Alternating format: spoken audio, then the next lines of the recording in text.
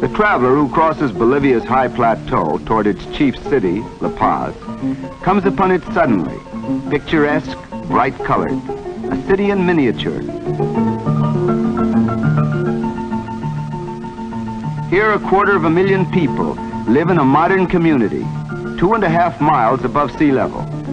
La Paz is the highest big city in the world, higher even than Lhasa in Tibet. Thin, cold air, the people of La Paz are well adjusted, although living so high does make a difference, even in people who were born to it. The paseños, as residents of La Paz call themselves, are likely to alternate between periods of nervousness and apathy. And the foreigners who come from such sea-level points as Lima or New York or Buenos Aires find that the scarcity of oxygen converts climbing a flight of stairs into a major physical effort, and walking up one of the steep streets becomes a Herculean task. No matter where one wants to go in La Paz, it always seems to be uphill going and uphill coming back. There are many strange phenomena in life at this altitude. There's so little oxygen that fires are difficult to start, so no one carries fire insurance. An automobile loses 40% of its power, and it takes 6 minutes to boil a 3-minute egg.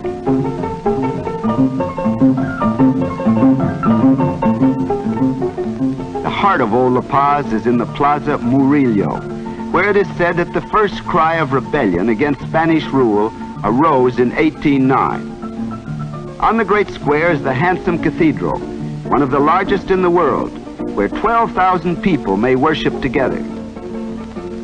Around this plaza are the principal government buildings, for in La Paz are the executive and legislative branches of the government.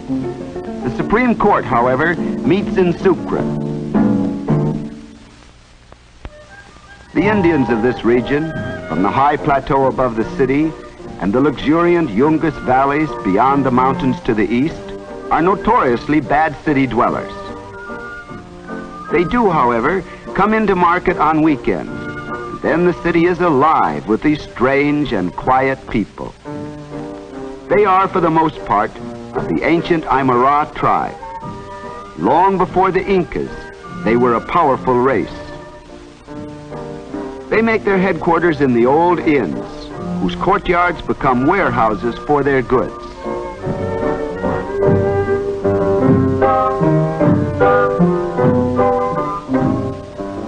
In the market, they eat the white hot and high-smelling picante.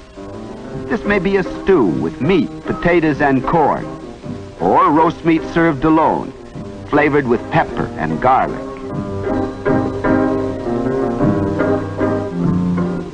Here they bargain for little piles of pale green leaves, called coca, from which the drug cocaine is derived. To these people who chew it like tobacco, it is an opiate to help them to endure the bitter cold and the hard labor. But the habitual use of coca dulls the intellect, so that enlightened Bolivians are now trying to stamp out the practice. But even more characteristic of the La Paz scene than the Indians are the Cholos, people of mixed Spanish and Indian blood. They comprise about 25% of Bolivia's population. Adaptable, colorful, and intelligent, they grow daily more important in Bolivian national life. Sometimes parading on a saint's day in a cloud of confetti and incense, more often gliding along under loads that would stagger a husky North American at this altitude. They are as omnipresent as the cobblestones of the street. Their great festival of the year is Alacitas, modernized remnant of an ancient Indian custom. Here the Cholos and Indians come from many parts of Bolivia, bringing their own handicrafts to sell. But the real star of the festival is the Iqueco, a tiny plaster mannequin, a good fairy of prosperity in ancient legend. For the people believe that if they purchase at the fair miniature reproductions of things they want during the year, and if they hang them around the Iqueco, their wishes will be granted.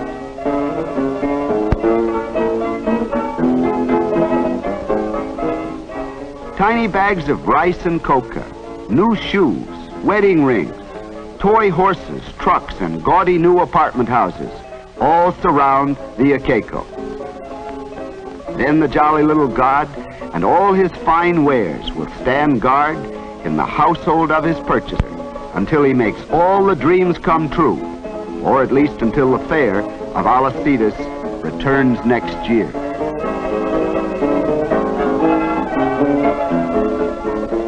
Alacitas brings out the Chola of La Paz in her full glory.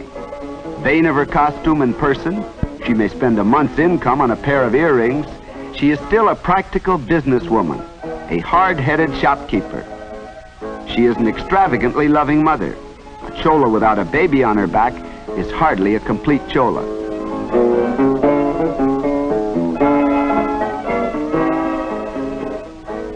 Humorous, quixotic, sharp-tongued, the Chola is unique and knows it.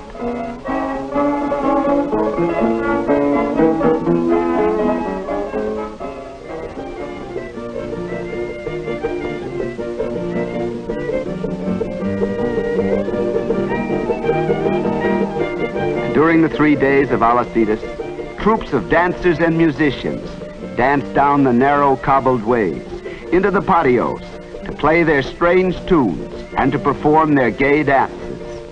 Whirling in her bright shawl and dozen petticoats, the inevitable derby set at a jaunty angle, the Chola is a gay and provocative figure, unlike any other in the world.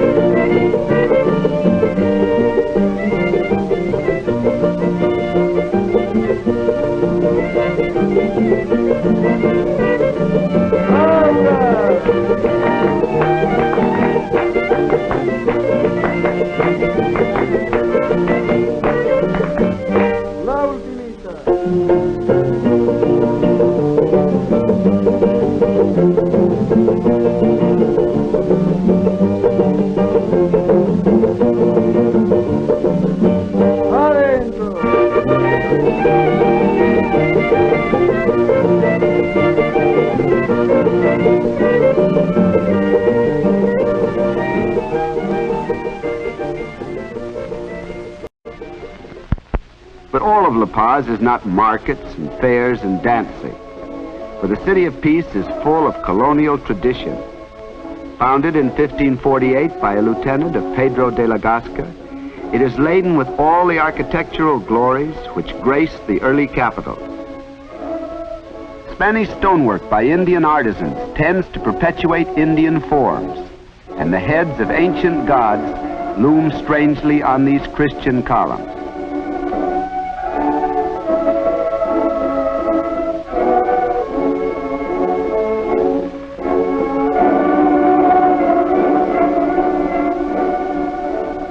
Even here the Chola reappears, this time in another guise, as a nurse to a newly christened child.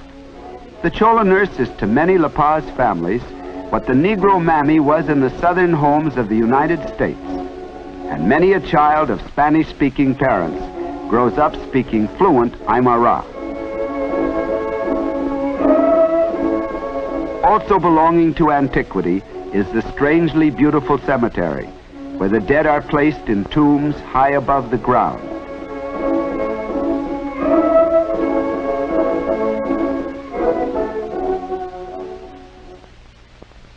In a new part of the city is the National Stadium, seating 60,000 people.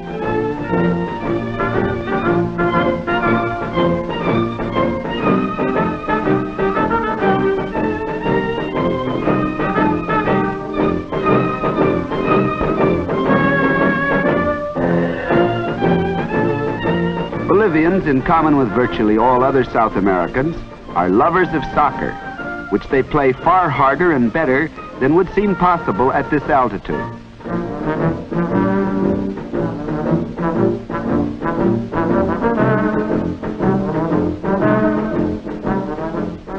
Imagine yourself doing this, for example, on top of Pikes Peak.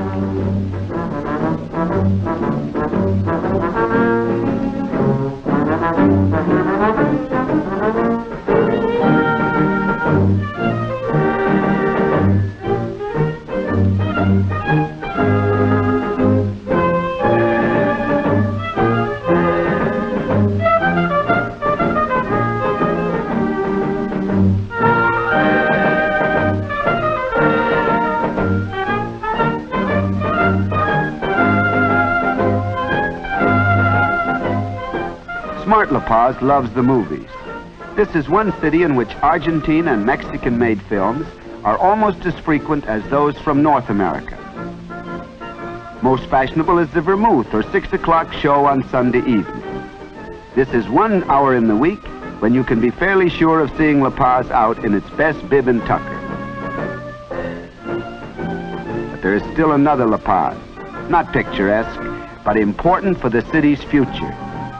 Bolivians have great ambition for the industrialization of their country, and factories like this are becoming focal points in economic expansion.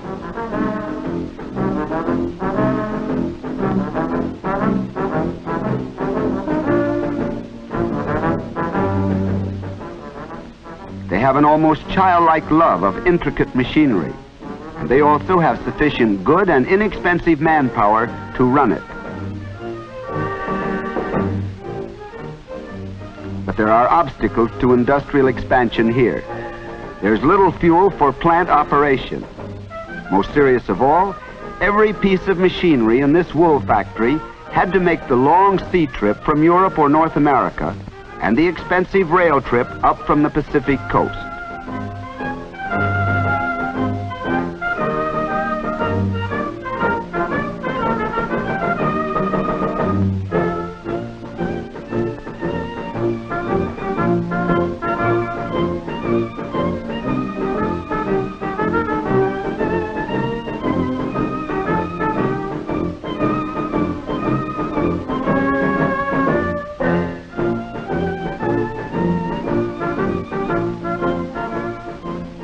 In spite of these obstacles, industrialization and construction are going ahead in this new, realistic La Paz.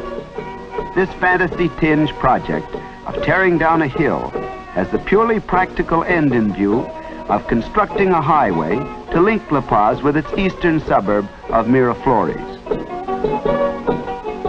In these projects, cholos are the chief workmen. Indians will occasionally join them for a few days, but they are farmers at heart and prefer to work the soil.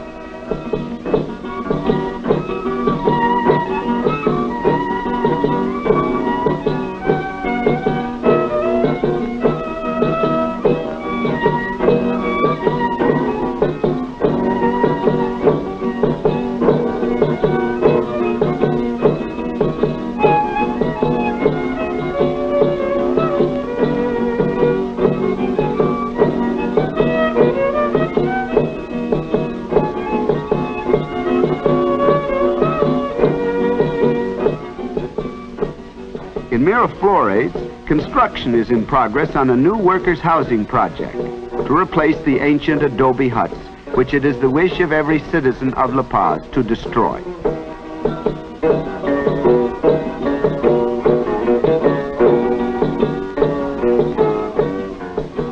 And all over the city, the adobes are coming down, and new, starkly modern buildings of reinforced concrete and brick are going up. The silhouette of La Paz is changing more rapidly than that of any other American capital today.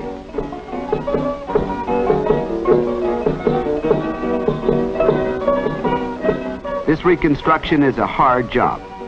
There is no easy access to building material. There's little wood, and all iron and steel must be imported. This adds to the cost and increases the difficulties of all construction. But still they build.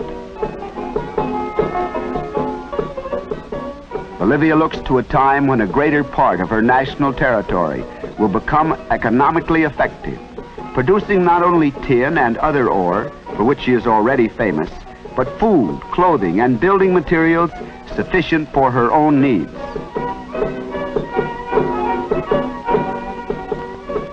La Paz, the center of modern Bolivia, is already the highest big city in the world. It is growing in the face of tremendous odds, as though there was some special virtue in this height, as though it literally increased the stature of the city. La Paz has set its heart on the idea, and it's back to the job of living at least half a dozen stories higher.